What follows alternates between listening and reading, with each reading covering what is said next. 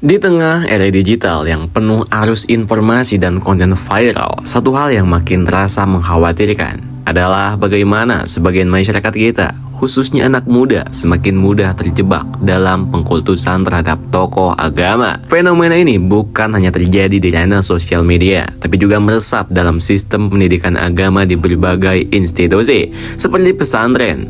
Kita seringkali melihat bagaimana gelar seperti Gus atau Habib dianggap sakral, seolah menyandang kebenaran mutlak yang tak boleh dibantah.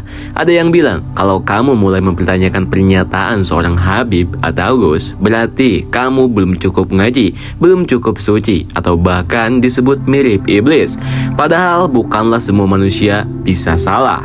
Apa yang sedang kita hadapi ini bukan sekedar soal penghormatan terhadap tokoh agama. Ini soal bagaimana sebagian besar masyarakat kita kehilangan kemampuan paling dasar dalam hidup bermasyarakat yang sehat, yaitu berpikir kritis.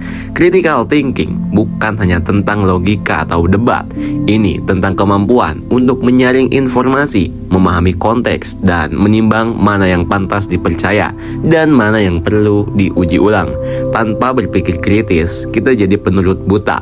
Kita percaya apapun yang dikatakan seseorang hanya karena gelar atau jubah yang ia kenakan, bukan karena substansi atau kebenarannya. Hal ini diperparah dengan sistem pendidikan satu arah yang masih berlaku di banyak pesantren. Santri dilarang membantah atau mengoreksi kiai mereka. Mereka diajarkan sejak kecil bahwa suara kiai adalah kebenaran mutlak, dan siapapun yang berani mempertanyakan dianggap durhaka. Mirisnya, budaya ini justru mematikan potensi intelektual yang besar. Padahal agama bukanlah instrumen untuk membungkam. Agama seharusnya menjadi jembatan untuk berdialog, berpikir, dan mencari kebenaran secara aktif, bukan untuk jadi alat kekuasaan atau legitimasi. Dan ini bukan teori kosong. Banyak kasus kekerasan dan pelecehan seksual di pesantren terjadi bukan karena santrinya bodoh, tapi karena mereka dididik untuk tunduk, bukan untuk berpikir. Ketika seorang pemuka agama yang dihormati melakukan tindakan bejat, para santri seringkali hanya diam, bingung, atau bahkan merasa itu bagian dari ujian. Padahal, andai sejak awal mereka diajarkan berpikir mandiri, punya keberanian untuk mempertanyakan, barangkali tragedi-tragedi itu bisa dicegah. Dan ini bukan soal merendahkan pesantren atau menuduh semua kiai sama. Tidak, banyak juga pesantren yang progresif, terbuka untuk diskusi, dan mendorong kemandirian berpikir. Tapi sistem satu arah yang membungkam nalar ini tetap harus dikritisi. Fenomena pengkultusan ini bahkan makin kompleks ketika dibawa ke panggung media sosial dan budaya pop Islam. Kita bisa lihat bagaimana majelis-majelis salawat kini sering disisipi unsur hiburan yang jauh dari substansi keagamaan. Ada yang menjadikan acara keagamaan seperti konser dengan lirik-lirik absurd dan glorifikasi tokoh-tokoh muda bersorban yang lebih mirip selebgram ketimbang ulama. Lagu-lagu sholawat dicampur dengan pujian fisik dan rayuan yang mengarah ke idolasisasi berlebihan. Di satu sisi, ini dianggap cara menarik minat generasi muda. Tapi di sisi lain, ini justru membuat nilai keagamaan terdistorsi. Kita jadi lupa bahwa menghormati bukan berarti memuja, dan mencintai tokoh agama bukan berarti menutup mata terhadap kekeliruan mereka. Parahnya lagi, pengkultusan ini juga sering dijadikan senjata politik. Kita tahu, menjelang pemilu, banyak politisi yang tiba-tiba rajin sowan kepada kiai, habib, dan tokoh-tokoh agama. Tujuannya bukan untuk mendalami agama, tapi menggait suara. Karena tokoh agama yang sudah dikultuskan punya kekuatan besar untuk menggerakkan massa. Dan kalau masyarakat kita terus dibiarkan dalam kondisi manut kiai tanpa berpikir, maka suara mereka bisa dijual tanpa mereka sadari. Mereka bukan lagi pemilih independen, tapi komoditas politik yang disetir oleh oknum-oknum berkepentingan.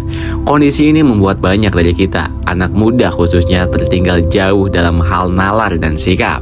Di negara-negara maju, diskusi agama dilakukan secara rasional, terbuka, dan penuh semangat intelektual. Sementara di sini, dikit-dikit mistis, dikit-dikit keramat, dikit-dikit sujud ke manusia. Ini bukan soal agama, ini soal cara berpikir. Bahkan, kadang ketika seseorang mempertanyakan Habib, ia dianggap kurang iman. Tapi giliran nurut sama influencer yang juga nggak jelas arah hidupnya, dianggap keren. Ini ironi yang absurd banget pokoknya. Yang harus kita sadari adalah semua manusia bisa salah, termasuk kiai, habib, dan guru-guru kita.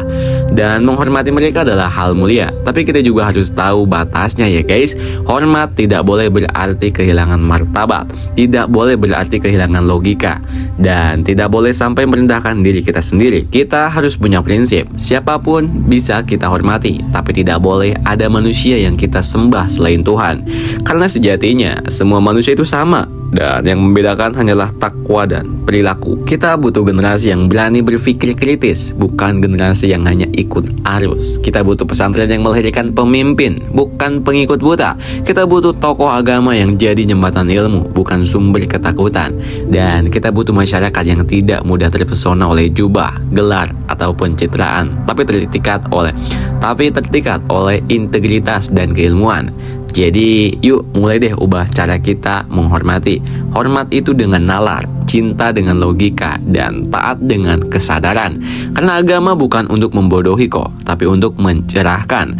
Biar kita bisa jadi umat yang kuat, bukan karena jumlah kita banyak, tapi karena cara kita berpikir sudah maju. Hormati ulama, tapi jangan sampai hilang akal sehat. Jadikan agama sebagai lentera, bukan borgol. Dan jadilah manusia yang bebas dari doktrin buta, karena iman yang sejati lahir dari hati dan pikiran yang merdeka. So gimana menurut kalian nih guys? Apa pendapatnya? Coba tulis di kolom komentar.